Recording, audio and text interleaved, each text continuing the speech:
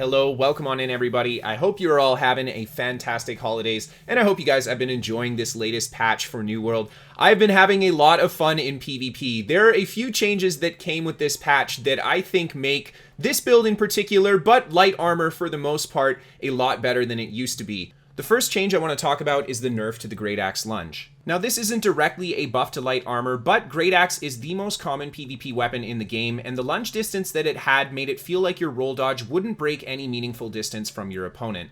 Needless to say, it feels a lot better to fight against a Great Axe player now than it used to.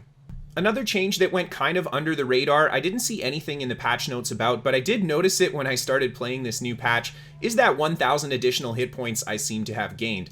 I'm not sure how many hit points everybody got depending on their build, but because light armor is such a squishy armor weight, having those additional hit points is a huge deal for our survivability. It just allows us to take a little bit more punishment before we have to disengage or we die.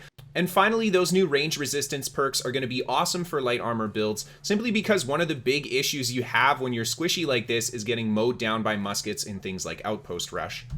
So, without further ado, let's get into that PvP commentary and see a little bit of this light armor in action.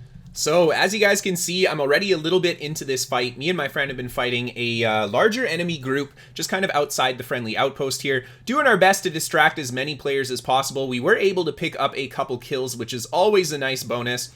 And there you can see all the enemy players converging on my friend. I'm a little bit out of position here, just kind of retreating after having taken so much damage. I go for the Fire Staff gap close in order to get closer to these guys. Unfortunately, there's a little bit of lag as I do that, and I'm unable to get any kind of good combo there with the Flesh because it kind of puts me in a weird position. So I roll away, find a lot of range pressure coming from the hill behind me there. So I go for the evade just to get my stamina back a little bit sooner, and then I can roll up the hill a little bit more safely. Try to throw a Pillar of Fire down on this enemy player. Go for the Fire Staff teleport right away through them. Jump on top of the enemy healer. Get a fantastic amount of damage with the backstab there. And unfortunately, my friendly player went down to the enemy group that converged on him there. So it's just me left, and the enemy player is continuing to chase. I throw down another Pillar of Fire at my feet. A great trap there. And then I hit him with the light attack, evade back into the Flesh, and get the backstab. A really clean kill on that player. And then go for the burnout to finish him off.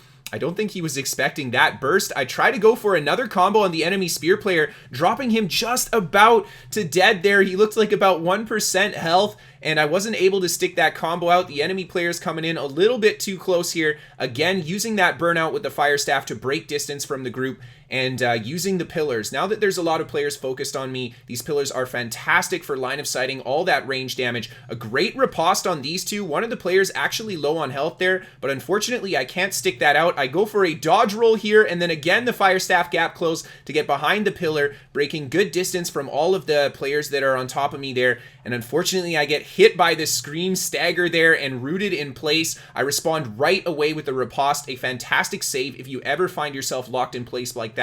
And I managed to escape, and then again just retreat a little bit, throw the fire down, the fireball, the Pillar of Fire, just trying to get as much damage into this group as possible to see if I can pick out anybody for another kill. But they are just charging hard at me. They've got an enemy healer as well. So yeah, very defensive with the light armor gameplay here. Using my roll dodge, the evade there, breaking great distance from them. And I try to go for the burnout again. This time the spear player actually hits me with his sweep in the middle of the gap close. And again, I just use the light armor mobility, retreat, break a little bit more distance. I got my buddy back here with me again, so he's going to be able to help me out. So just re-engaging with these guys, throwing the fireball down, throwing the Pillar of Fire, the burnout through them as well. Lots of movement while I attack too. You definitely don't want to be static when you're playing a mobility build like this. Constantly circle around your opponent while you rotate offensively. And there you see I do get hit by the shield bash. A nice roll through the group there, and then go for a burnout back through them, forcing that turnaround again. And I see a lot of friendly players coming to join the fight here. So that's the end of the highlight, I guess, portion of that clip. Moving on to the next fight for you guys here. I'm again just playing some Outpost Rush. I'm with my friend out here doing some fighting, and we've got a few red players on us. I think 4 red players and someone up top shooting at us. And we're trying our best to fight them here. My friend unfortunately finds himself locked down by the enemy players. I try to get on top and get the riposte to try to save him, but unfortunately I'm unable to get it. And now the rest of the players start converging on me. This guy throws the ice spike down right away. You gotta be careful. People are wise on that ice spike now, and it does a lot of damage. So you have to be really, really careful when getting within melee distance of the Frost Gauntlet right now. And there you see I get locked in place by the Scream again, responding with my riposte afterwards. Usually when they hit you with the Scream, they're going to go for the Void Sword, so it's a pretty easy riposte to get off, and able to break some good distance.